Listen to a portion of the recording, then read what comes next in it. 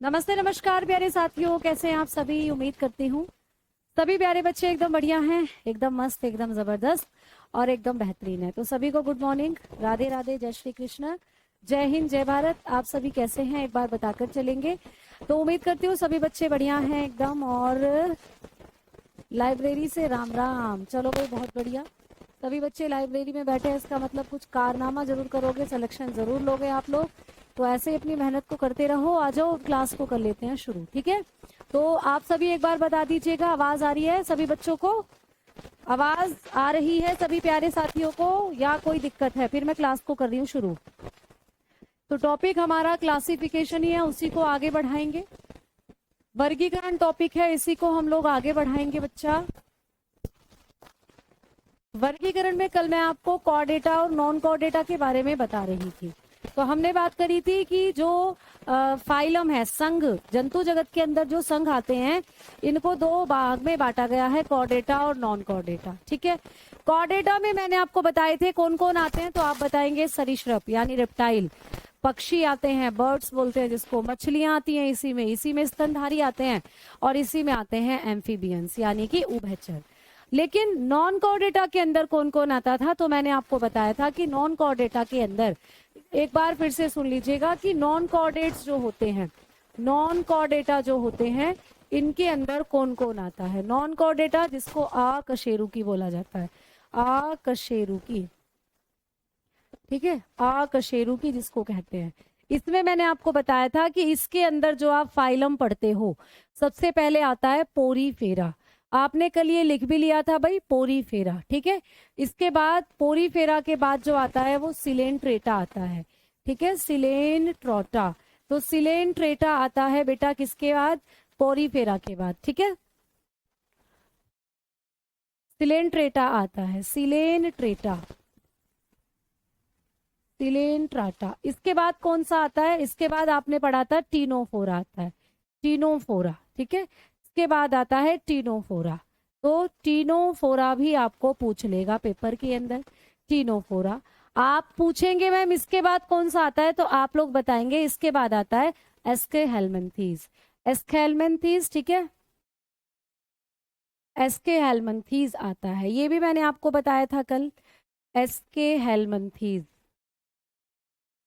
एस्केहेलमिन्थीज ये आता है भाई, एस्केहेलमिन्थीज।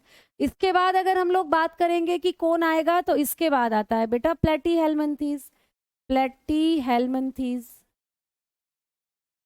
प्लेटीहेलमिन्थीज, जिनमें सबसे पहले मुख, गुदा, ये सब देखने को मिला था, प्लेटीहेलमिन्थीज, ठीक है, प्लेटीहेलमिन्थीज,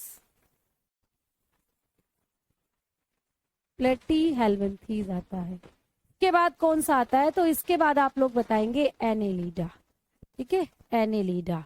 ये सब आपको मैं बता ही रही थी कि लाइट ब्लिंक हो गई थी, एनेलिडा। इसके बाद क्या आता है भाई? एनेलिडा आता है। ये सब पूरी नॉन कॉर्डेटा के अंदर आने वाले संघ हैं। तो पेपर में आ सकता है कि इनमें से कौन सा नॉन कॉर्डेटा के अंदर आने वाला संघ है। तो जितने भी मैं लिखवा रही हूँ ये नॉन कॉर्डेटा में आते हैं, ठीक है। एनेलिडा के बाद आप लोग बात कर सकते हो आर्थ्रोपोडा की, आर्थ्रोपोडा। इसके बाद आता है बेटा आर्थ्रोपोडा, सबसे बड़ा संघ है आर्थ्रोपोडा, जंतु जगत का सबसे बड़ा संघ आर्थ्रोपोडा, ठीक है। आवाज में दिक्कत है?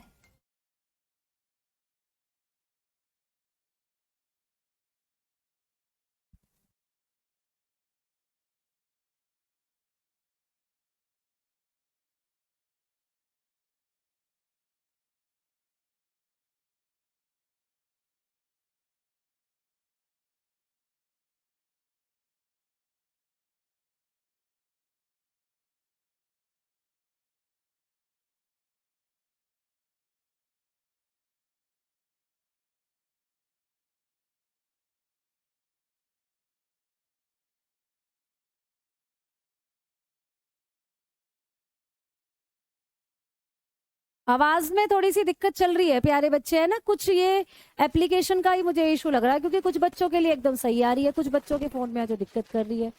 तो थोड़ा सा ये इसमें अब हमारी तरफ से भी कोई ऐसा फॉल्ट नहीं है कि ठीक कर दिया जाए। बैटरी बिल्कुल कवर अप है आप लोगों की माइक के अंदर, और लीड भी बिल्कुल अच्छे से लगी हुई है।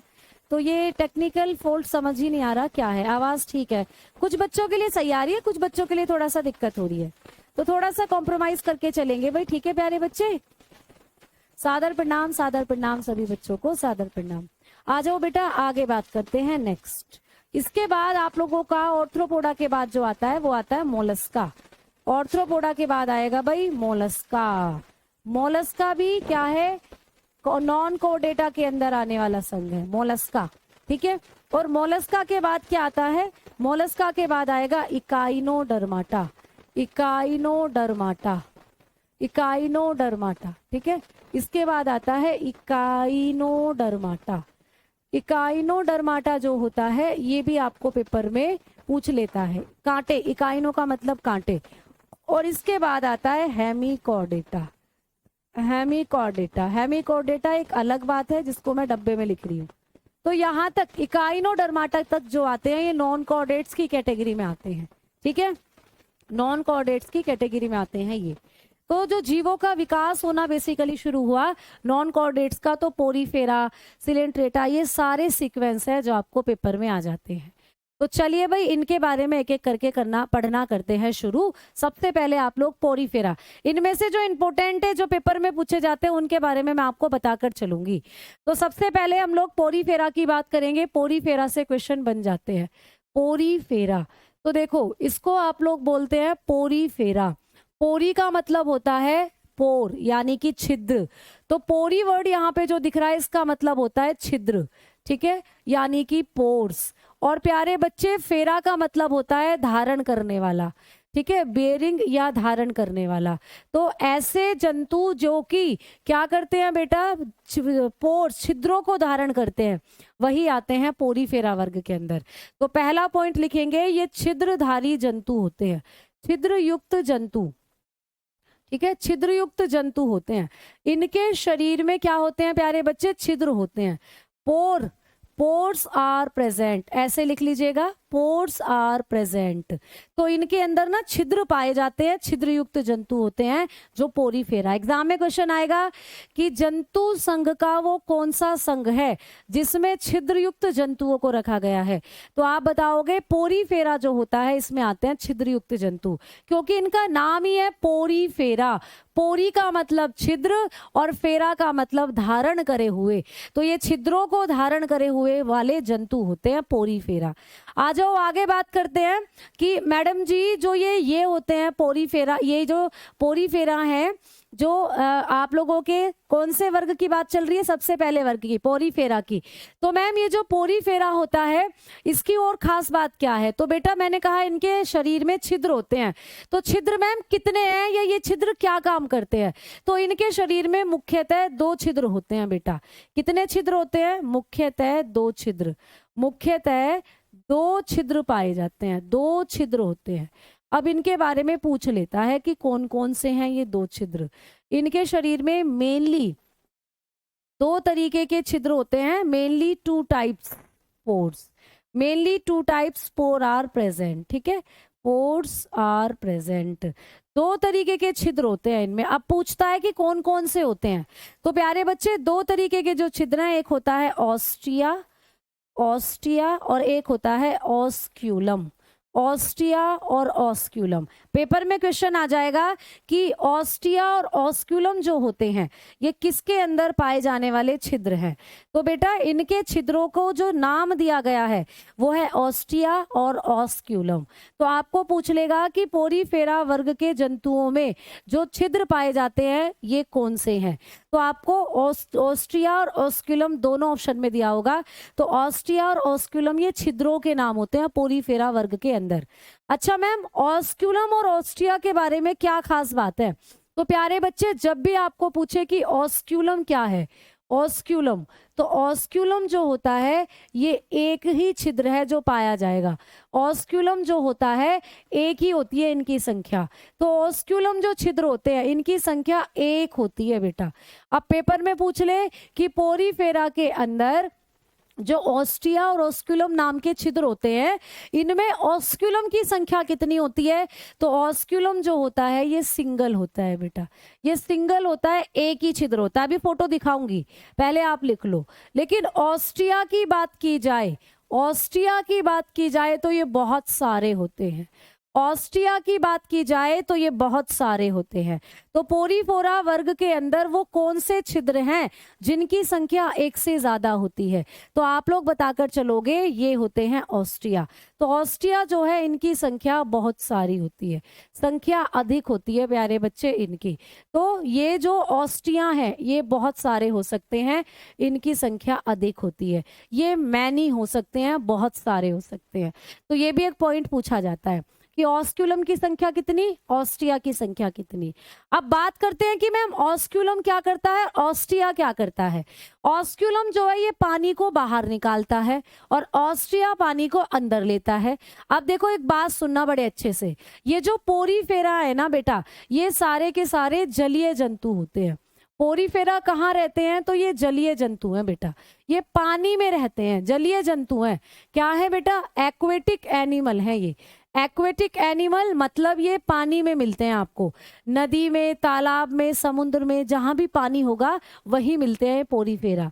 अब पानी में रहते हैं तो इनके शरीर के अंदर जो पानी है वो जाता रहता है और बाहर निकलता रहता है। तो इनके शरीर के अंदर पानी को अंदर जाने के लिए और पानी को बाहर निकालने के लिए छिद्र होते हैं। तो कौन सा छिद्र है जो पानी को अंदर लेकर जाता है और कौन सा छिद्र है जो पानी को बाहर निकालता है, ये भी पूछा जाता है। तो ये जो ऑस्क्यूलम है प्यारे बच्चों, ये एक है संख्या में और क्या करता है? पानी बाहर निकालता है, पानी को बाहर निकालता है। ठीक है, ये पानी को बाहर निकालता है, इससे पानी क्या होता है? आउट होता है। तो ये किस लिए होता है? आउट ऑफ वाटर, ये पानी को आउट करता है। और जबकि पानी अंदर किसके द्वारा जाता है? तो ये जो ऑस्टिया होते हैं ये, इनसे पानी अंदर जाता है, पानी अंदर जाता है। तो इनके द्वारा जो पानी होता है वो अंदर जाता है। समझ में आई बात? तो ये क्या करते हैं? इन वाटर, ये पानी को इन करते हैं। आ जाओ अब तुम्हें फोटो दिखा दूं, फिर समझ में आएगी चीजें। अब तुम्हें फोटो दिखा दूं, फिर चीजें समझ में आएगी। ठीक है, आज हमारे स्वामिनी है, खाना खाने आ जाओ। RWA की पूरी टीम को नियंत्रण है। अच्छा प्यारे बच्चे, आपने बुलाया, यही बहुत बड़ा आभार है आपका। ठीक है, तो बहुत बहुत शुक्रिया। समझ नहीं आ रहा? आवाज की वजह से बेटा, आवाज में दिक्कत आ रही है। चलो सुनो मेरी बात, सुनो फिर से आप एक बार। अब फोटो दिखा देती हूँ तुम्हें स्पंजिस के, और जब आपको समझ में आएगा कि ऑस्क्यूलम क्या है और ऑस्ट्रिया क्या है। स्पंजिस जो होते हैं इसमें ऑस्टिया और ऑस्क्यूलम आपको नजर आएंगे। देखो, जब भी हम किसी स्पंज की बात करते हैं तो मैंने बताया स्पंज होते हैं जंतु, जंतु है मैडम जी। तो एक तरीके के जंतु हैं जो समुद्र में रहते हैं। ठीक है, देखो जैसे ये फोटो है, समुद्र में रहते हैं, ये है आप लोगों का स्पंज। अब इस स्पंज को जब आप देखोगे तो इसमें तुम्हें ऊपर की तरफ देखो, ये एक छिद्र दिख रहा है, ये वाला, ये यहाँ पे ऊपर की तरफ होता है एक छिद्र, ये है प्यारे बच्चे ऑस्क्यूलम। ये छिद्र क्या है? ऑस्क्यूलम। ये ऑस्क्यूलम एक ही होता है बेटा, तो ये छिद्र का नाम क्या है? ऑस्क्यूलम। ये है ऑस्क्यूलम, जिससे पानी क्या होगा? बाहर जाता है, ये पानी को बाहर निकालता है। और देखो बहुत सारे छिद्र आपको इसमें दिख रहे हैं अंदर की तरफ, ये रहे काले काले बहुत सारे छिद्र, ये होते हैं ऑस्टिया प्यारे बच्चे। इनको आप ऑस्टियम या ऑस्टिया के नाम से जानते हो। तो ये हैं ऑस्टिया या ऑस्टियम। तो बहुत सारे छिद्र जिनसे पानी अंदर जाएगा, इनसे पानी अंदर जा रहा है इस तरीके से, ऐसे ऐसे करके पानी अंदर जा रहा है और यहाँ से पानी बाहर निकल जाता है। तो ये होता है ऑस्टिया या ऑस्क्यूलम। अगर आपको कभी भी पूछता है कि ऑस्टिया या ऑस्क्यूलम किस में मिलेंगे, तो स्पंजिस में मिलते हैं, पोरीफेरा वर्ग के जंतुओं में मिलते हैं। ठीक है, समझ में आई बात? मैं आपको एक और क्लियर सा डायग्राम दिखा देती हूँ जिसमें आपको ये सारी चीजें क्लियर हो जाए। ऑस्टिया या ऑस्क्यूलम जो होते हैं ये कौन सी है संरचना है? इस फोटो को देखो,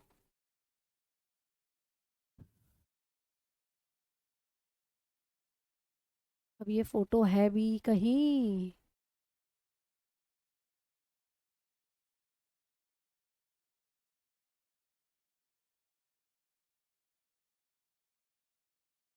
ऑस्टिया और ऑस्क्यूलम में मैं आपको दिखाऊंगी कि इनके इमेजेस क्या होती हैं और किस तरीके से ये काम करते हैं।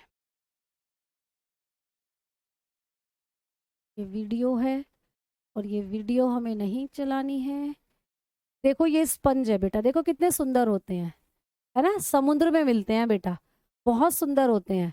और इनके अंदर ये है स्पंज, ये देखो ये पूरा स्पंज का डायग्राम है। और इस स्पंज के डायग्राम को जब आप देखोगे तो इसमें तुम्हें तरह तरह की चीजें नजर आएंगी। ठीक है, देखो ये जो तुम्हें ऊपर की तरफ एक होल दिख रहा है, ये वाला क्या है, ऑस्क्यूलम है बेटा। इसी से पानी क्या होता है, बाहर जाता है। और देखो ये अंदर की तरफ नन्हे नन्हे नन्हे नन्हे छिद्र दिख रहे हैं, ये क्या है, ऑस्टियम या ऑस्टिया होते हैं ये। इन्हीं से क्या होता है, पानी बाहर की तरफ, अंदर की तरफ, और इनसे पानी बाहर जाएगा। तो ये पानी में तैरते रहते हैं भाई, ये पानी है, पानी इनके अंदर गया ऐसे ऐसे, पानी इनके शरीर में गया, ये गया इनके शरीर में पानी। और ये ओस्क्यूलम है, इससे पानी बाहर निकल जाता है ऐसे करके, इनसे पानी बाहर निकल जाता है। तो पानी में जो ऑक्सीजन होती है वो इनके शरीर में चली जाती है और फिर पानी बाहर निकल जाता है। तो पानी को बाहर और अंदर लाने के लिए इनके शरीर में कुछ छिद्र होते हैं जो कि ओस्क्यूलम और ऑस्टिया के नाम से जाने जाते हैं। बात समझ में आई, जल्दी से बताओ, ठीक है। समझ में आ गई ना बातें, चलो आगे। अब हम लोग बात करते हैं कि मैम जो ये स्पंजेस होते हैं इनके अंदर अगला पॉइंट क्या होगा। तो प्यारे बच्चों, इनमें ना इनका जो कंकाल बनाने वाली कोशिकाएं हैं, वहां से भी क्वेश्चन आता है। तो इनके अंदर कंकाल बनाने वाली कोशिकाओं को क्या कहते हैं। तो ये जो स्पंजेस हैं या पोरीफेरा है, इनमें कंकाल बनाने वाली कोशिका को स्क्लेरोब्लास्ट कहा जाता है। ठीक है, कोशिका को स्क्लेरोब्लास्ट कहते हैं, स्क्लेरोब्लास्ट कोशिका कहा जाता है। तो ये भी क्वेश्चन आता है, स्क्लेरोब्लास्ट कहते हैं। बेटा पेपर में क्वेश्चन आएगा कि जो पोरीफेरा वर्ग के जंतु है इनमें किस प्रकार की कोशिकाएं कंकाल बनाने का काम करती है। तो स्क्लेरोब्लास्ट सेल जो होती है ये इनका कंकाल बनाती है। ठीक है, तो स्क्लेरोब्लास्ट सेल जो होंगी, sclereoblast cell cell formed skeletal, ठीक है, फॉर्म्ड स्केलेटन ऑफ पोरीफेरा। तो पोरीफेरा वर्ग के जो जंतु होते हैं इनका कंकाल बनाने वाली कोशिकाओं का नाम क्या होता है, स्क्लेरोब्लास्ट सेल। ये भी पेपर में आता है कि स्क्लेरोब्लास्ट कोशिकाएं किसमें पाई जाती हैं, आप कहेंगे पोरीफेरा में पाई जाती है। पोरीफेरा के अंदर स्क्लेरोब्लास्ट कोशिकाएं क्या करती हैं, तो आप बताकर चलेंगे कि इनका कंकाल बनाती हैं। यानी ये जो पूरा फोटो है, ये जो पूरा स्ट्रक्चर बन रहा है, ये स्क्लेरोब्लास्ट कोशिका से बन रहा है। ठीक है, दूसरा इनके अंदर एक और प्रकार की कोशिकाएं होती हैं, इनमें पाई जाती हैं कॉलर सेल, कॉलर कोशिका, या इनका एक और नाम है कॉइनोसाइट सेल। ठीक है, कॉइनोसाइट सेल ये भी बहुत आता है। तो कॉलर कोशिका या कोइनोसाइट सेल आर प्रेजेंट, ये भी पूछा जाता है कि किस वर्ग, किस फाइलम के अंदर कॉलर कोशिका या कोइनोसाइट कोशिकाएं पाई जाती हैं। तो बेटा आपको बताना है पोरीफेरा वर्ग के अंदर ही पाई जाती हैं कोइनोसाइट या कॉलर कोशिकाएं। तो लिखेंगे भाई कॉलर सेल्स, कॉलर कोशिका, इन्हीं का दूसरा नाम है कोइनोसाइट सेल, कोइनोसाइट कोशिका। तो इनके अंदर कॉलर सेल या कोइनोसाइट कोशिका पाई जाती है। ये भी आपको पूछेगा, ये क्या काम करती है, तो ये इनका पाचन और उत्सर्जन का काम करती हैं बेटा। तो ये भी पूछ सकता है कि कोइनोसाइट या कॉलर सेल क्या काम करती हैं, तो आप बताएंगे इनका काम होता है पाचन करना, डाइजेशन व उत्सर्जन करना, यानी कि जो वेस्ट प्रोडक्ट है उसको बाहर निकालना। तो इन कोशिकाओं का दो काम है, यही डाइजेशन करती हैं इनके अंदर और यही करती हैं एक्सक्रीशन। तो आपको सिर्फ ये पॉइंट जो इस पोरीफेरा वर्ग से याद रखने हैं। कौन कौन से पॉइंट एक बार रिवाइज कर रही हूँ बेटा। पोरीफेरा जलीय जंतु हैं, पानी में मिलते हैं। दूसरा, ये छिद्र युक्त जंतु के नाम से जाने जाते हैं क्योंकि इनके शरीर में छिद्र होते हैं। कितने तरीके के छिद्र होते हैं, दो तरीके के छिद्र होते हैं, ऑस्टिया और ऑस्क्यूलम। मैम ऑस्टिया कितने होते हैं, बहुत सारे होते हैं, क्या काम करते हैं, पानी को अंदर लेने का काम करते हैं। मैम ऑस्क्यूलम कितने होते हैं, एक होता है, क्या काम करता है, पानी को बाहर निकालता है। दूसरा हमने बात करी कि इनके अंदर पाई जाती हैं स्क्लेरोब्लास्ट कोशिकाएं। स्क्लेरोब्लास्ट कोशिकाएं क्या करती हैं? इनका कंकाल बनाती हैं। फिर हमने बात करी कि एक और कोशिका इनमें पाई जाती है, कॉलर कोशिका, जिनको कोइनोब्लास्ट के नाम से भी जाना जाता है। तो कॉलर सेल या कोइनोसाइट कोशिकाएं जो होती हैं ये पाई जाती हैं स्पंजिस में या पोरीफेरा में, और ये क्या काम करती हैं? पाचन और उत्सर्जन के लिए होती हैं ये। तो ये चीजें आपको पेपर में आएंगी प्यारे बच्चे, ठीक है। हाँ जी, ये एनिमल है। अब आ जाओ एग्जाम्पल की बात चलेगी तो पोरीफेरा के उदाहरण क्या क्या हैं, पोरीफेरा वर्ग के अंदर कौन कौन से एग्जाम्पल आएंगे। तो पोरीफेरा के अंदर आते हैं प्यारे बच्चे स्पंजिस, जो मैं बार बार आपको बता रही थी। तो इनका जो उदाहरण है, इनके जो एग्जाम्पल होंगे वो क्या क्या होंगे? तो वो होते हैं स्पॉन्जिस। क्या होते हैं बेटा? स्पॉन्जिस। तो मैंने आपको कल बताया भी था, कई बच्चे बोल रहे थे कि स्पंज के तो रसगुल्ले आते हैं। तो रसगुल्ले तो तुम खाते ही हो स्पंज वाले, लेकिन स्पंजिस एक प्रकार के जंतु भी हैं जो पोरीफेरा वर्ग में आते हैं। तो क्वेश्चन ये भी बन सकता है कि स्पंजिस को किस वर्ग, किस फाइलम में रखा गया है? तो आप कहोगे ये पोरीफेरा वर्ग में आते हैं, ठीक है। अब स्पंज कई तरीके के होते हैं, जैसे आपको पूछेगा ताजे पानी में कौन सा स्पंज पाया जाता है? ताजे पानी का स्पंज, यानी वो स्पंज जो नदी वगैरह के पानी में मिलेगा। फ्रेश वाटर स्पंज किसको कहते हैं? Fresh water sponge. Fresh water sponge जो है ये है प्यारे बच्चे, आप बताओगे स्पॉन्जिला, ठीक है, स्पॉन्जिला। तो स्पॉन्जिला एक स्पंज का नाम है। ये स्पॉन्जिला जो होता है इसको ताजे पानी का स्पंज कहा जाता है। पेपर में क्वेश्चन आएगा कि कौन सा स्पंज ताजे पानी का स्पंज है, आप बताकर आना स्पॉन्जिला। फिर आपको पूछेगा कि बाथ स्पंज किसको कहा जाता है? बाथ स्पंज यानी ऐसा स्पंज जिससे नहाते हैं, नहाने का स्पंज किसको कहा जाता है? ये भी आपको पूछेगा। तो नहाने का स्पंज कहा जाता है यू स्पंजिया को। किसको? यू स्पॉन्जिया को। तो यू स्पंजिया नहाने वाला स्पंज है, यू स्पंजिया, ठीक है, ठीक है। नहाने वाला स्पंज यू स्पंजिया होता है प्यारे बच्चे। तो आप लोगों को ये भी पेपर में पूछ सकता है, ठीक है। या यूक्टेला भी इसको बोल देते हैं, या यू स्पंजिया। तो नहाने वाला स्पंज मतलब आपने कई बार देखा है वो नहाने का बुफे सा होता है, स्पंज टाइप, जिसमें साबुन के बहुत सारे झाग बन जाते हैं, उस तरीके का होता है वो। तो उसको कहते हैं नहाने का स्पंज, बाथ स्पंज भी बोलते हैं, ठीक है। आ जाओ आगे बात कर रहे हैं, ठीक है। आ जाओ, अब हम चल रहे हैं अगले वर्ग की तरफ। पोरीफेरा के बाद दूसरा आता है सिलेंट्रेटा। तो भाई दूसरा संघ है सिलेंट्रेटा। सिलेंट्रेटा, तो सिलेंट्रेटा जो होता है इन्हीं का एक और नाम है। सिलेंट्राटा जो होता है, सिलेंट्राटा जो होता है इन्हीं का एक और नाम है बेटा। सिलेंट्रेटा को हम लोग नाइडेरिया के नाम से भी जानते हैं, इन्हीं को निडेरिया, ठीक है, निडेरिया भी कहते हैं। तो कभी भी पूछे सिलेंट्रेटा किस नाम से जाने जाते हैं, तो इनको हम निडेरिया वर्ग के नाम से भी जानते हैं, निडेरिया। तो सिलेंट्रेटा को ही हम लोग निडेरिया भी कहते हैं बेटा, ठीक है। तो इन्हीं का एक और नाम है, इन्हीं को हम नाइडेरिया या निडेरिया के नाम से भी जानते हैं। अच्छा मैम, सिलेंट्रेटा जो होते हैं ये कैसे जंतु होते हैं? तो सिलेंट्रेटा जो होते हैं इनका जो शरीर होता है वो डिप्लोब्लास्टिक होता है, डिप्लोब्लास्टिक होता है। ये पूछ लेगा कि सिलेंट्रेटा कैसे एनिमल है? डिप्लोब्लास्टिक एनिमल है बेटा, डिप्लोब्लास्टिक एनिमल, यानी कि द्विकोरक जंतु हैं, द्विकोरक। द्विकोरक जंतु मतलब इनका जो शरीर है ना वो दो ही झिल्लियों से या दो ही जर्म लेयर से बना हुआ है। मतलब कि एक चीज होती है बेटा बायोलॉजी में, बहुत अच्छे से समझना। देखो होता क्या है कि जो आप लोग जितने भी ये संघ पढ़ रहे हो, जैसे आपने पढ़ा कि ये सारे के सारे जो है ये सारे के सारे नॉन कॉर्डेटा में आते हैं। अब इसमें हमने पोरीफेरा पढ़ लिया, इसमें हम पढ़ रहे हैं सिलेंट्रेटा, फिर हम पढ़ेंगे टीनोफेरा, ठीक है। तो ये जो जंतु होते हैं ना इनका जो शरीर है वो होता है डिप्लोब्लास्टिक। मतलब जब ये बनते हैं तो केवल दो तरीके की परत हैं जो इनको बनाने का काम करती हैं। दो तरीके की परत से बने होते हैं। कौन कौन सी दो तरीके की परत होती हैं जो इनको बनाती हैं? तो आप बताएंगे बेटा, एक होती है एक्टोडर्म और एक होती है एंडोडर्म। तो ये डिप्लोब्लास्टिक जंतु हैं, यानी कि इनका जो निर्माण हुआ है वो केवल दो तरीके की परतें हैं जिनसे हुआ है। एक परत तो इनके अंदर मिलेगी आपको एक्टोडर्म, एक्टोडर्म, ठीक है। एक तो इनके अंदर केवल एक्टोडर्म होती है और दूसरी परत जो इनको बना रही है वो होती है एंडोडर्म।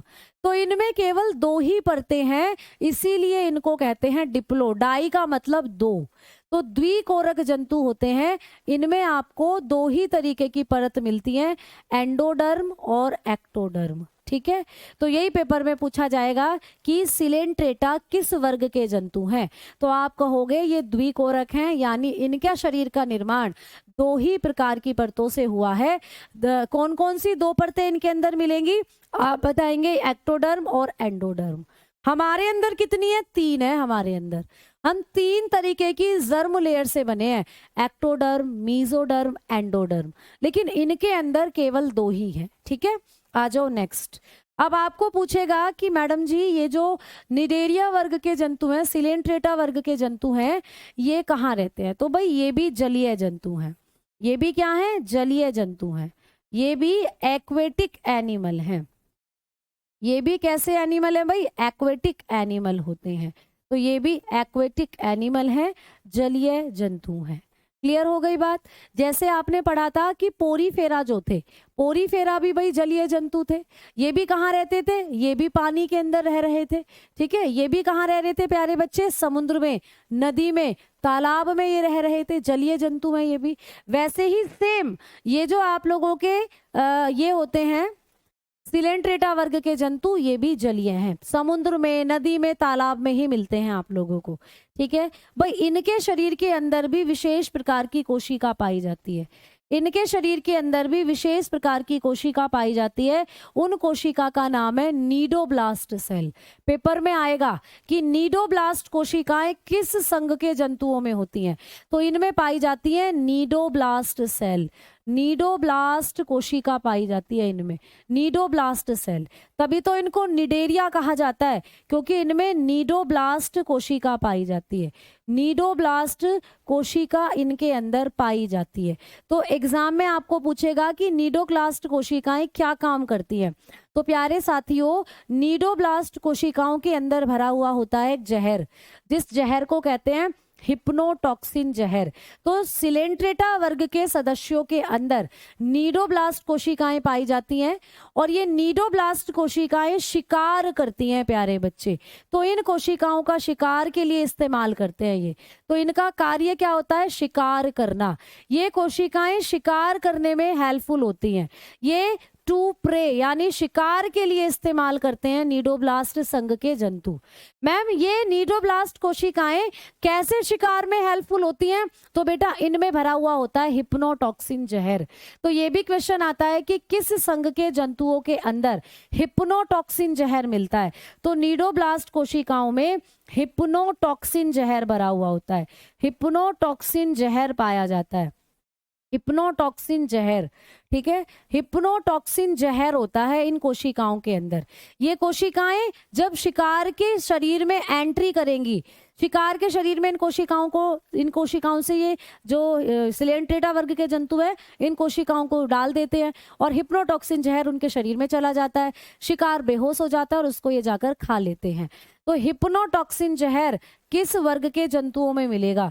तो हिप्नोटॉक्सिन जहर जो होता है ये सिलेंट्रेटा वर्ग के जंतुओं में पाया जाता है। हिप्नोटॉक्सिन, समझ में आ गई बात? तो इनके अंदर पाया जाती हैं नीडोब्लास्ट सेल, इन्हीं से ये शिकार करते हैं। इनमें होता है हिप्नोटॉक्सिन जहर, जिससे शिकार को क्या करते हैं? पकड़कर ये खा जाते हैं। अब हम आगे बात करेंगे, मैम इस संघ के जंतुओं का उदाहरण बता दो। तो निडेरिया वर्ग के जंतु है, इनका उदाहरण अगर आपको लिखना है तो सबसे पॉपुलर उदाहरण है इनका, आप बताएंगे हाइड्रा। सबसे पॉपुलर एग्जाम्पल हो जाता है हाइड्रा। हाइड्रा जो कि आपने कई बार नाम सुना है। हाइड्रा के बारे में चलिए बात करते हैं, ठीक है बेटा। हाइड्रा के बारे में बात करते हैं। रात के समय पेड़ पौधे ऑक्सीजन लेते हैं तथा कार्बन डाइऑक्साइड छोड़ते हैं। 2400 घंटे पीपल, हाँ बिल्कुल सही बात है बेटा। बिल्कुल सही बात है। आ जाओ आगे बात करते हैं। तो तुम्हें अब मैं दिखा देती हूँ किसको, अब मैं तुम्हें हाइड्रा दिखाती हूँ। हाइड्रा देखने में लगेगा जैसे कोई पौधा हो, लेकिन है ये एक जंतु। तो हाइड्रा जो होता है ये आता है सिलेंट्रेटा वर्ग के अंदर, और ये बहुत, इसके पास होती है नीडोब्लास्ट सेल, और इन्हीं कोशिकाओं से ये शिकार को डसता है या शिकार को अटैक करता है, और शिकार बेहोश हो जाता है और उसको ये खा लेता है। ठीक है, कहाँ भाग गया भाई फोटो। तो ये देखो, ये है हाइड्रा, ये है प्यारे बच्चे हाइड्रा। तो कितना सुंदर लग रहा है ना, ये हाइड्रा है। ये इसकी हिप्नोटॉक्सिन है प्यारे बच्चे, नीडोब्लास्ट सेल होती हैं, उनसे ये ऐसे किसी शिकार को पकड़ लेता है। तो मैं तुम्हें दिखाती हूँ cnidoblast cell in hydra. Cnidoblast cell,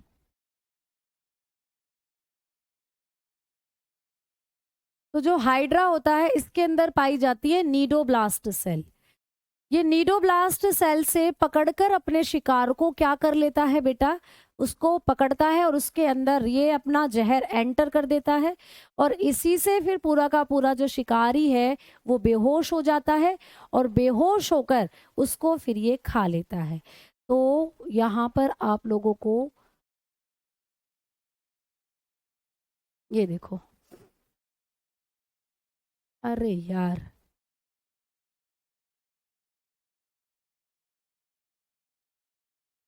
देखो ये क्या है प्यारे बच्चे, ये है हाइड्रा। और ये जो हाइड्रा होता है इसके पास यहाँ पे ये माउथ है, और ये इसके टेंटिकल हैं। टेंटिकल मतलब वही, और इन्हीं टेंटिकल्स के अंदर ये शिकारी को पकड़ेगा और नीडोब्लास्ट कोशिकाओं को उनमें एंटर कर देगा। तो नीडोब्लास्ट कोशिकाएं जो होती हैं उनमें जहर है, और जहर की वजह से शिकार बेहोश हो जाएगा, और बेहोश होने पर उसको ये खा जाएगा। तो सिर्फ इतना पॉइंट याद रखना है कि नीडोब्लास्ट के अंदर पाई जाती हैं प्यारे बच्चे सिलेंट्रेटा वर्ग के जंतुओं के अंदर। तो इसका मेन जो सदस्य है वो हाइड्रा है। हाइड्रा के बारे में आप लोगों को कुछ पॉइंट है जो याद करने हैं। हाइड्रा जो होता है ये कैसे जनन करता है, तो आपको पहले भी मैंने बताया है, हाइड्रा में जो जनन होगा वो अलैंगिक प्रकार का होता है। हाइड्रा अलैंगिक जनन करता है। अलैंगिक जनन होगा हाइड्रा में, असेक्सुअल रिप्रोडक्शन होता है। असेक्सुअल रिप्रोडक्शन होने के साथ साथ ये किस प्रकार का जनन करता है, तो अलैंगिक जनन होता है। अलैंगिक जनन में भी कौन सा जनन करता है हाइड्रा, तो तुम बताओगे बडिंग। इसमें होता है बडिंग, जैसे ईस्ट में होता था ना बडिंग, मुकुलन, वैसे ही होता है इसके अंदर, मुकुलन की प्रक्रिया होती है। मान लो ये एक हाइड्रा है, इसमें ऐसे छोटी छोटी कलियां बनती हैं बेटा, ये एक हाइड्रा है ऐसा मान लीजिए, तो इसी में छोटी छोटी कलियां बनती हैं। यही कलियां नीचे टूटकर गिर जाती हैं और उनसे फिर नया हाइड्रा जन्म ले लेता है। तो प्यारे बच्चों ये है बडिंग, बड यानी कलिकाएं, इन्हीं के द्वारा हाइड्रा जो होता है अपने आप को बढ़ाता है, अपनी जनसंख्या को बढ़ाता है। इसमें एक और चीज पाई जाती है बेटा, इसमें पुनः जनन भी होता है। पुनः जनन, तो हाइड्रा जो होता है ये पुनः जनन की क्रिया भी करता है, इसमें पुनः जनन भी होता है, यानी रीजनरेशन पार भी होती है, पुनः जनन भी होता है इसके अंदर। ठीक है, तो ये क्या करता है बेटा, रीजनरेशन भी करता है, इसमें रीजनरेशन भी होता है। मतलब अगर इसकी कोई भी भुजा टूट गई, मान लीजिए ये यहाँ से टूट गया, यहाँ से टूट गया, तो अपने आप को बहुत जल्दी रिपेयर कर लेता है। तो हाइड्रा जो होता है इसमें बडिंग होती है, मुकुलन द्वारा जनन होता है, और रीजनरेशन की क्रिया भी इसके अंदर होती है। ठीक है, चलो आगे बात करते हैं। नेक्स्ट भाई दूसरा एग्जाम्पल कौन होता है सिलेंट्रेटा का, तो पहला एग्जाम्पल तो हमने हाइड्रा पढ़ ही लिया, दूसरा एग्जाम्पल होती है ओबेलिया। ओबेलिया और प्यारे बच्चे ओरेलिया, ओबेलिया और ओरेलिया। ओबेलिया, ओबेलिया क्या होती है प्यारे बच्चे, जेलीफिश, और एक और होती है ओरेलिया। तो ये भी एग्जाम्पल होते हैं किसके, ये भी एग्जाम्पल होते हैं आपके हाइड्रा के ही। तो आपको मैं दिखा देती हूँ एक बार ओबेलिया और ओरेलिया। एग्जाम,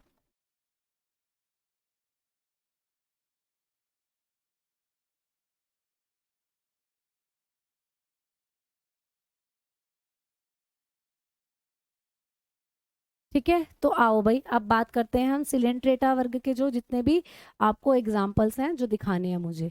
तो देखो तुमने देखा ये सब सिलेंट्रेटा वर्ग के ही एग्जाम्पल हैं। यहाँ तुम्हें ये दिख रही है कॉम जेली जिसको बोलते हैं, या आप लोगों को देखो यहाँ पे ये दिख रही है, ये जेली फिश है, ठीक है, ये आप लोगों का हाइड्रा होता है। तो ऐसे करके ये बहुत सारे जो एग्जाम्पल्स होते हैं ये किसके हो जाते हैं, सिलेंट्रेटा वर्ग के हो जाते हैं। अरे ये खुल जा भाई,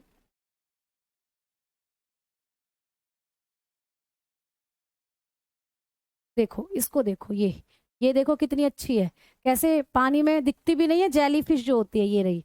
तो ये होती है प्यारे बच्चे जेली फिश, ये भी किसका एग्जाम्पल होता है, सिलेंट्रेटा का ही एग्जाम्पल है। ठीक है, तो ये भी किसका एग्जाम्पल होता है प्यारे बच्चे, सिलेंट्रेटा का एग्जाम्पल होता है। ये देखो ये रही जेली फिश, तो ये भी बड़ी सुंदर लगती है देखने में। और ये जेलीफिश जो होती है ये भी किसका एग्जाम्पल है, सिलेंट्रेटा का। इसके पास भी ये टेंटिकल्स हैं जिनके द्वारा शिकार को पकड़ती है और जाकर खा लेती है। चलो आ जाओ, चलते हैं भाई नेक्स्ट पॉइंट की तरफ। तो यहाँ से इतनी चीजें याद रखना सिलेंट्रेटा के बारे में। अगला जो आपको एग्जाम में आता है एसके हेलमंथीज, एसके हेलमंथीज आता है, एसके हेलमंथीज। अगला जो है एसके हेलमंथीज है बेटा, एसके हेलमंथीज। अगला जो आपको फाइलम पूछेगा एसके हेलमंथीज, इसमें कौन आता है प्यारे बच्चे, तो इसमें लिखना इनके अंदर गुदा और मुख पाया जाता है, गुदा व मुख पाया जाता है। ठीक है, तो एसके हेलमंथीज ऐसे जंतु हैं जिनमें गुदा और मुख पाया जाता है। Anus and mouth is present, इनके पास एनस और माउथ प्रेजेंट होता है बेटा, समझ में आ गई बात। और जो आप बताओगे ये एसके हेलमंथीज के जो जंतु होते हैं ये इनमें ना क्या मिलती है, लैंगिक द्विरूपता देखने को मिलती है। लैंगिक द्विरूपता पूछ लेगा, लैंगिक द्विरूपता किसमें देखने को मिलती है, तो इनमें लैंगिक द्विरूपता मिलती है प्यारे बच्चे, यानी कि सेक्सुअल डायमॉर्फिज्म दिखाते हैं ये। तो ये क्या करते हैं, show sexual dimorphism, show sexually dimorphism. अब मैम सेक्सुअली डायमॉर्फिज्म क्या होती है, तो आप लोग बताकर चलोगे कि भाई इनमें जो नर है, इनके अंदर जो नर होता है वो छोटा होता है और जो मादा होती है वो बड़ी होती है। तो नर और मादा में साइज में अंतर होता है, यही होती है सेक्सुअल डायमॉर्फिज्म। लैंगिक द्विरूपता यानी लिंग के अनुसार अलग अलग द्विरूपताएं देखने को मिलती है। नर छोटा, मादा बड़ी होती है। जो मेल होता है वो स्मॉल होता है और जो मादा होती है वो बिगर साइज की होती है। तो कैसे पहचानेंगे कौन नर है कौन मादा, तो नर तो बड़ा होगा, नर तो छोटा होगा और मादा बड़ी होगी, ये आपको पूछेगा। ठीक है, कोई लोग जहरीले जानवरों को खा लेते हैं, उनका डेथ क्यों होती है, जैसे चीन में उनकी डेथ क्यों नहीं होती, बेटा जो उनके जहरीले डंक है ना वो उनको निकाल देते हैं। जैसे सांप, सांप में पूरे में जहर थोड़ी होता है, उसके पास पॉइजनर टीथ होते हैं, तो उसके अंदर पॉइजनिंग ग्लैंड्स होती हैं, वो ग्लैंड्स निकाल दी जाती हैं, तो उनके अंदर फिर जो है जहर नहीं होता, तो वो जहर वाला जो पोर्शन है वो निकाल दिया जाता है। ठीक है, सी कुकुम्बर जो होते हैं वो इकाइनोडर्माटा के अंदर हम लोग पढ़ेंगे। ठीक भाई, हाँ इसमें ब्लड भी नहीं होता, बिल्कुल ब्लड भी नहीं होता है। अभी जो तुमने पढ़े थे पोरीफेरा वर्ग के जंतु, इनके अंदर भी और सिलेंट्रेटा वर्ग के अंदर भी अभी तक किसी में भी खून नहीं पाया जाता। खून जहां मिलेगा मैं आपको बताकर चलूंगी। ठीक है, चलो तो आ जाओ आगे बात करते हैं। तो एसके हेलमंथीज जो होते हैं इनमें मुख और गुदा होगी, लेकिन ये क्या करेंगे, इनमें लैंगिक द्विरूपता भी मिलेगी। नर का आकार छोटा और मादा बड़ी होगी। ठीक है, और प्यारे बच्चे इनमें लैंगिक जनन क्या होगा, लैंगिक जनन देखने को मिलता है, लैंगिक जनन होता है इनके अंदर। जब नर और मादा पाए जाते हैं तो सिंपल सी बात लैंगिक जनन होगा। सेक्सुअल रिप्रोडक्शन इनके अंदर होता है, सेक्सुअल रिप्रोडक्शन होता है, लैंगिक जनन होता है। ठीक है, यानी कि ये लिंग के द्वारा जनन करते हैं। आगे अगर बात करते हैं तो ये परजीवी नेचर के होते हैं बेटा। क्या होते हैं, परजीवी होते हैं, परजीवी पैरासिटिक होते हैं, परजीवी होते हैं बेटा, हमारे शरीर के अंदर रहते हैं। ठीक है, पैरासिटिक होते हैं, पैरासिटिक होते हैं बेटा। तो दीज आर पैरासिटिक, परजीवी होंगे, हमारे शरीर के अंदर रहकर अपना पोषण लेंगे। जैसे कि तुम्हें मैं दिखा देती हूँ, इनका एग्जाम्पल है एस्केरिस। तो एस्केरिस हमारे आंत में, हमारे पेट में रहता है। एस्केरिसिस बीमारी भी हो जाती है इसके द्वारा, तो हमारी छोटी आंत के अंदर रहता है। ये एस्केरिस देख लो, ये एसके हेलमंथीज में आता है बेटा। अब इसमें नर बड़ा छोटा होगा और मादा क्या होगी, बड़ी होगी। तो ये एस्केरिस होता है, देखो इसमें तो आपको क्लियर फोटो नहीं दिखेगा, तो तुम्हें हमारी आंत में रहता है। कई बार तुम्हारे शरीर में ये पोटी में भी निकले होंगे भाई, कई बार ये निकलते हैं हमारे शरीर में, हमारी पोटी में, हमारे मुंह से उल्टी के साथ। तो ये एस्केरिस होते हैं, ये एसके हेलमिंथीज के अंदर आते हैं। अरे यार, ये रहा, ये एसके हेलमिंथीज के अंदर आते हैं। तो तुम्हें दिख रहा है एक छोटा एक बड़ा है, तो नर और मादा की तरह ये होते हैं। तो नर छोटा होगा, मादा बड़ी होगी, एसके हेलमिंथीज होते हैं ये। तो यही हमारे अंदर कई बार बीमारी भी करते हैं, पैरासिटिक परजीवी होते हैं। ठीक है, समझ में आ गई बात। अब हम चल रहे हैं अगले वर्ग की तरफ। अब आ जाओ, बात करेंगे प्लेटी हेलमिंथीज की। तो इसका एग्जाम्पल और लिख लो आप लोग, इसका उदाहरण मैं यहाँ लिखवा रही हूँ। इसका सबसे मेन उदाहरण जो पूछा जाता है एस्केरिस, तो आप एसके हेलमिंथीज से ही पहचान लोगे, एस्केरिस, एस्केरिस ये पूछा जाएगा, एस्केरिस। ठीक है, एस्केरिस जो होता है ये इसका एग्जाम्पल होता है, एस्केरिस। ठीक बेटा, इनके बारे में इतना मेन मेन पॉइंट है जो पूछे जा सकते हैं। आओ अब आगे बढ़ेंगे, अब बात करते हैं प्लेटी हेलमिंथीज की। प्लेटी हेलमिंथीज, अगला जो वर्ग है प्लेटी हेलमिंथीज है। इनको हम चपटे क्रमी भी कहते हैं भाई, चपटे क्रमी। ठीक है, प्लेटी हेलमिंथीज जिसको हम लोग चपटे क्रमी के नाम से भी जानते हैं। तो प्लेट मतलब प्लेट, हेलमिंथीज मतलब क्रमी, तो चपटे क्रमी। बेटा ये क्वेश्चन में आता है कि जंतु जगत के किस संघ में चपटे क्रमी रखे गए हैं, तो आप बताओगे प्लेटी हेलमिंथीज में आते हैं चपटे क्रमी। तो भाई इनके अंदर प्लेटी हेलमिंथीज में तंत्रिका तंत्र जो है लडार टाइप होता है, तंत्रिका तंत्र सीढ़ी नुमा होता है, ये बहुत पूछा जाता है। तंत्रिका तंत्र सीढ़ी नुमा होता है, सीढ़ी नुमा पाया जाता है। तो इनमें ना तंत्रिका तंत्र पाया जाता है और सीढ़ी नुमा तंत्रिका तंत्र पाया जाता है, लडार शेप।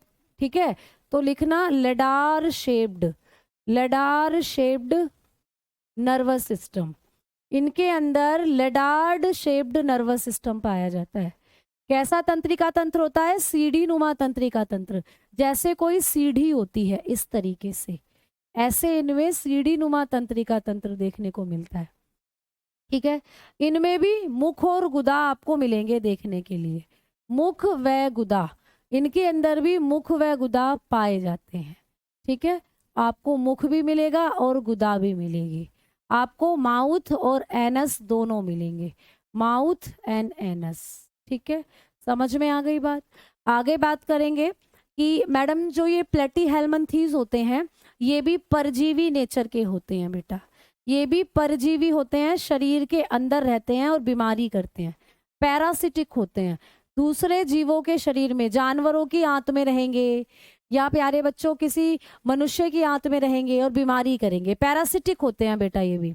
ठीक है, और इनके अंदर आपको क्या देखने को मिलेगा, ये प्यारे बच्चे ऐसे जीव होते हैं प्लेटी हेलमिंथीज जो कि त्रिकोरक होते हैं। कैसे होते हैं, त्रिकोरक, त्रिकोरक मतलब ट्रिप्लोब्लास्टिक, ट्रिप्लोब्लास्टिक होते हैं, 3 लेयर से बने हुए होते हैं, ट्रिप्लोब्लास्टिक होंगे, 3 लेयर से बने होंगे। अभी तक आपने 2 लेयर वाले पढ़े, तो ये 3 लेयर से बने हुए होते हैं। आप बताएंगे कौन कौन से होंगे। एक्टोडर्म होगी इनके अंदर, एक्टोडर्म होगी, हमारी तरह मीजोडर्म होगी और एंडोडर्म होगी, तीनों लेयर होंगी इनके अंदर।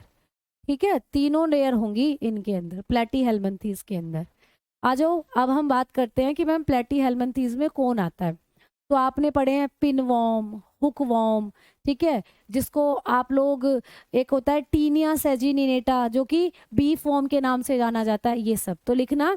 इनके एग्जाम्पल, इनके एग्जाम्पल लिखना आप लोग, उदाहरण टीनिया, टीनिया सेजिनेटा। जो टीनिया सेजिनेटा होता है ना, ये बीफ वॉर्म के नाम से भी जाना जाता है, टीनिया सेजिनेटा। टीनिया सेजिनेटा को गाय क्रमी भी कहा जाता है बेटा, गाय क्रमी। ये ना बीफ, इसको बीफ वॉर्म भी कहते हैं, बीफ वॉर्म। ये गाय के मांस में रहता है, गाय के अंदर रहता है बेटा, तो इसको बीफ वॉर्म भी कहा जाता है। ठीक है, एक होता है लीवर फ्लू, एक होता है बेटा लीवर फ्लूक, लीवर फ्लूक, ठीक है, जिसको यकृत कृमि के नाम से जाना जाता है। यकृत में रहता है ये किसी भी जीव के यकृत में रहेगा। ये तो टीनिया सैजिनेटा तो गाय कृमि है, मतलब गाय के मांस में रहेगा। ये लीवर फ्लूक लीवर में रहता है, यकृत कृमि बोलते हैं इसको, यकृत कृमि, इसको कहा जाता है यकृत कृमि, लीवर फ्लूक के नाम से जानते हैं। चलो दिखाती हूँ तुम्हें ये सब दिखाती हूँ।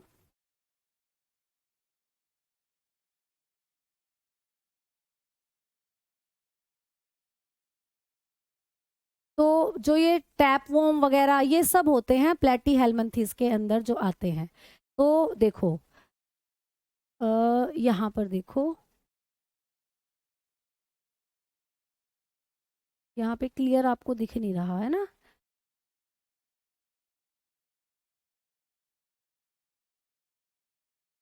देखो टैप वॉर्म हो गया, फीता कृमि बोलते हैं, फ्लैट वॉर्म हो गया, चपटा कृमि बोलते हैं, फ्लूक जैसे लीवर फ्लूक मैंने अभी बताया था, इस तरीके के जीव होते हैं, ये हमारी आंतों में रहते हैं। तो चपटे कृमि इनको इसीलिए कहा जाता है। तो ये फ्लैट वॉर्म, चपटे कृमि हो गए, टैप वॉर्म, फीता होता है ना, जैसे जैसे हम कपड़ों की फिटिंग लेते हैं, जो इंची टेप होता है फीता, उसकी शेप के होते हैं, ऐसे लगते हैं ये। तो ये सब एग्जाम्पल होते हैं किसके, आप बताओगे, आप इसको लिख सकते हो फ्लैट वॉर्म भी। चपटे कृमि तो इनको कहते ही हैं, ये मैंने आपको बता ही दिया था, चपटे कृमि, ठीक है। और ये सब मेन एग्जाम्पल होते हैं किसके, प्लेटी हेलमिंथेस के। ठीक प्यारे बच्चे, प्रैक्टिस सेट चलेगा या नहीं बेटा, सिलेबस पूरा हो जाए फिर चलेगा। चलो आ जाओ आगे बात करते हैं। नेक्स्ट अगला जो ग्रुप है वो है प्यारे बच्चे एनेलिडा, ठीक है। अब बात करते हैं एनेलिडा की। यहाँ से क्वेश्चन थोड़े से ज्यादा बनने की संभावना होती है। एनेलिडा, तो एनेलिडा जो होता है ये होते हैं प्यारे बच्चे सेगमेंटेड एनिमल, ये खंडयुक्त जंतु होते हैं, खंडयुक्त, खंडयुक्त जंतु हैं बेटा, ठीक है, खंडयुक्त जंतु हैं, यानी सेगमेंटेड एनिमल होते हैं। सेगमेंटेड एनिमल है बेटा, इनका जो शरीर है ना वो खंडों में बटा हुआ होता है, शरीर खंडों में बटा हुआ होगा, ठीक है, जैसे कैंचुआ भी दिखाऊंगी। आगे बात करते हैं कि इनके अंदर भी एक विशेष प्रकार की कोशिकाएं होती हैं। भाई ये जो अभी अभी प्लेटी हेलमिंथेस पढ़ा था ना, इसके बारे में भी लिख लेना एक पॉइंट, इनमें भी एक विशेष प्रकार की कोशिकाएं होती हैं, यही लिख लेना, बहुत इंपॉर्टेंट है। कोशिकाओं के बारे में पूछा जाता है तो इनमें ना उत्सर्जन के लिए पाई जाती हैं फ्लेम कोशिकाएं, उत्सर्जन के लिए ज्वाला कोशिकाएं पाई जाती हैं, ज्वाला कोशिका होती है। तो ये पूछा जाता है कि उत्सर्जन के लिए ज्वाला कोशिका किसमें होती है, ठीक है। तो फ्लेम सेल पाई जाती है इनमें, फ्लेम सेल फॉर एक्सक्रीशन, उत्सर्जन करने के लिए इनके शरीर में होती है फ्लेम सेल, यानी जब ये अपने शरीर से वेस्ट प्रोडक्ट को बाहर निकालते हैं तो ज्वाला कोशिकाओं के द्वारा निकालते हैं। तो ये भी पूछेगा कि ज्वाला कोशिकाएं किसमें होती हैं और क्या काम करती हैं, आप बताएंगे प्लेटी हेलमिंथेस में होती है ज्वाला कोशिकाएं, ठीक है। सेम वैसे ही आपको पूछेगा एनेलिडा में, तो एनेलिडा में जो होते हैं उत्सर्जन के लिए नेफ्रीडिया पाए जाते हैं, उत्सर्जन के लिए कौन सी कोशिकाएं होती हैं, नेफ्रीडिया कोशिकाएं पाई जाती हैं, नेफ्रीडिया कोशिकाएं पाई जाती हैं। तो ये भी पूछा जाता है कि नेफ्रीडिया कोशिका किसमें पाई जाती है, तो एनेलिडा वर्ग के जंतुओं में पाई जाती है नेफ्रीडिया कोशिका उत्सर्जन के लिए, ठीक है। तो बताओगे उत्सर्जन के लिए नेफ्रीडिया कोशिका पाई जाती है, यानी नेफ्रीडिया सेल,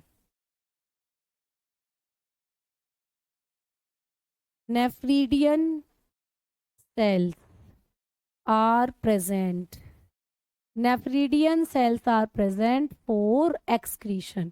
तो इनके बारे में जो मेन मेन पॉइंट पेपर में पूछे जाते हैं वो मैं आपको लिखवाती हुई चल रही हूँ। तो नेफ्रीडियन सेल किसके अंदर पाई जाती है, आप बताओगे एनेलिडा वर्ग के अंदर। बेटा एनेलिडा वर्ग जो होते हैं इनका जो उत्सर्जी पदार्थ होता है वो क्या होता है, ये भी पूछा जाता है। इनका जो उत्सर्जी पदार्थ है, वैसे तो आप लोग पढ़ चुके हो कि जो केंचुआ है इनका एक्सक्रेटरी प्रोडक्ट क्या होता है, तो केंचुए का एक्सक्रेटरी प्रोडक्ट होता है यूरिया, तो इनका उत्सर्जी प्रोडक्ट जो होगा वो यूरिया होता है। क्या होता है बेटा? यूरिया। इनके मल में निकलता है यूरिया।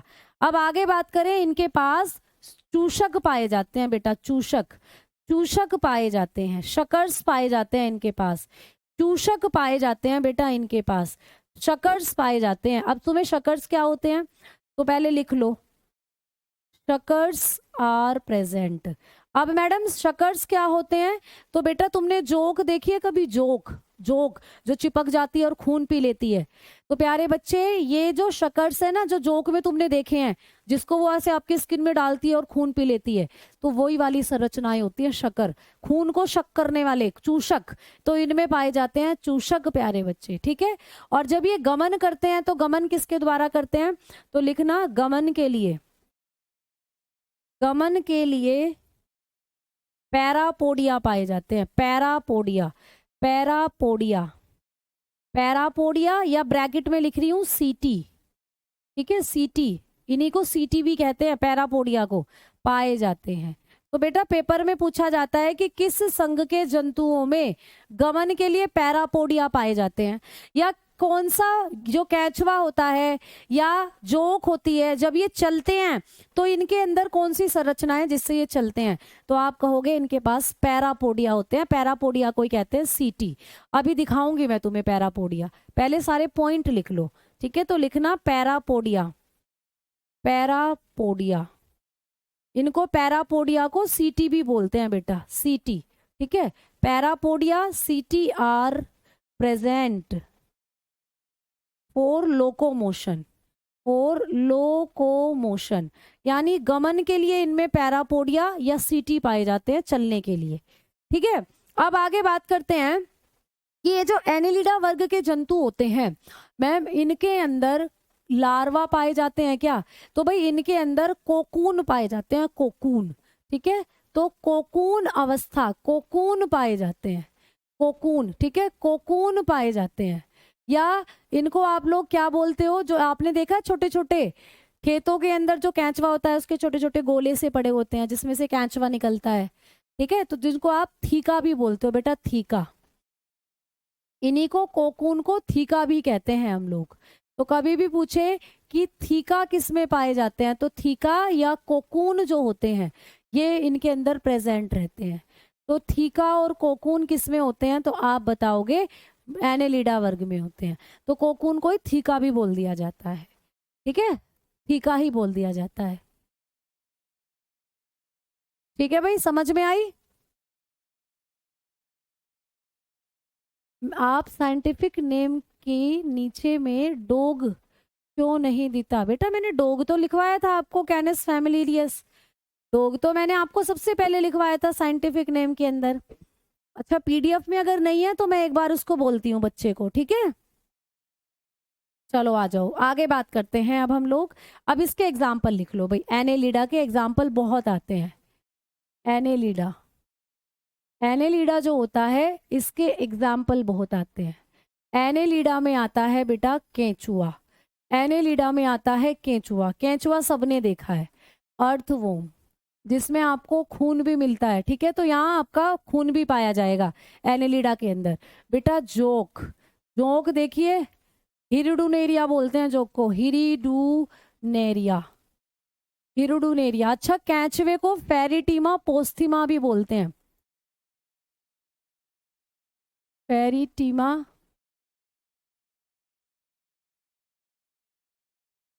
पोस्थुमा।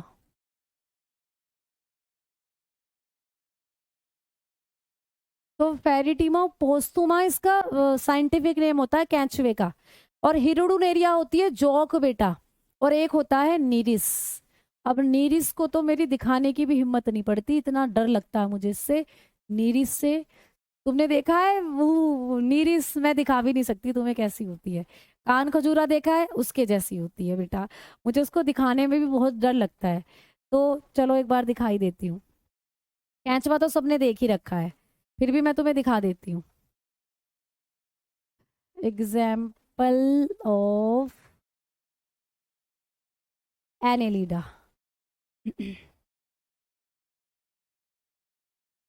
तो इसमें आती हैं आपकी नीरिस वगैरह, कैंचवा, जोक, ये सब होती हैं। तो ये एनेलिडा के एग्जाम्पल हैं। कैंचवा तो आई थिंक सभी ने देखा है। ये है प्यारे बच्चे जोक, आपको दिख रही है ये।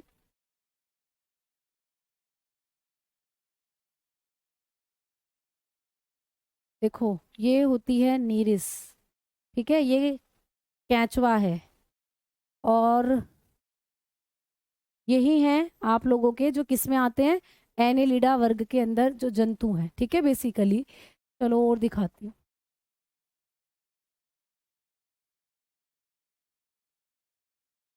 क्या हुआ भाई?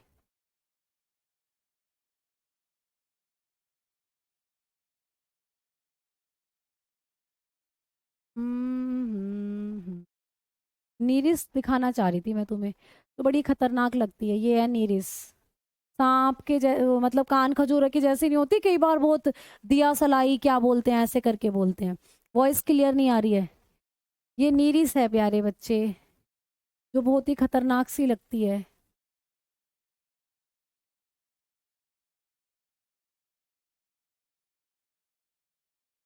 अरे यार कहाँ है भाई तू नीरिस?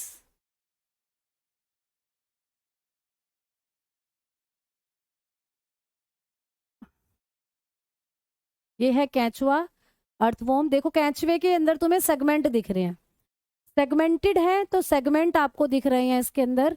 मैं पिक्चर आपको बना के दिखाती हूँ। देखो जब भी आप कैंचवे को देखते हो ना, इसमें ऐसे ऐसे सेगमेंट दिखेंगे आपको, ये ऐसे ऐसे, ये तो ये सेगमेंटेड जंतु होते हैं जो कैंचवा वगैरह होते हैं। ऐसे ऐसे इनमें सेगमेंट बने होते हैं और इनके नीचे सीटी, जिससे ये कैंचवा ऐसे रैंग रैंग कर चलता है। तो कान खजूरे के जैसी आप लोगों ने देखी, ठीक है, ऐसे ऐसे सीटी सीटी सी संरचना बनी होती है जो कैंचवा होता है इसके अंदर। और जोक में होते हैं शकर्स, जिनसे ये खून पीती है ऐसे करके, जो जोक होती है जिनसे ये खून पीती है, इन्हीं से शक करती है खून को। तो इस तरीके से ये सारे आ जाते हैं किसके अंदर, आप बताओगे एनेलिडा में। अब दो चार और बचे हुए हैं जिनके बारे में कल पढ़ेंगे, ठीक है। तो धन्यवाद, नमस्कार। पेपर के बारे में भी कोई जानकारी नहीं है। चलिए तो भाई धन्यवाद, कल मिलते हैं अब हम लोग।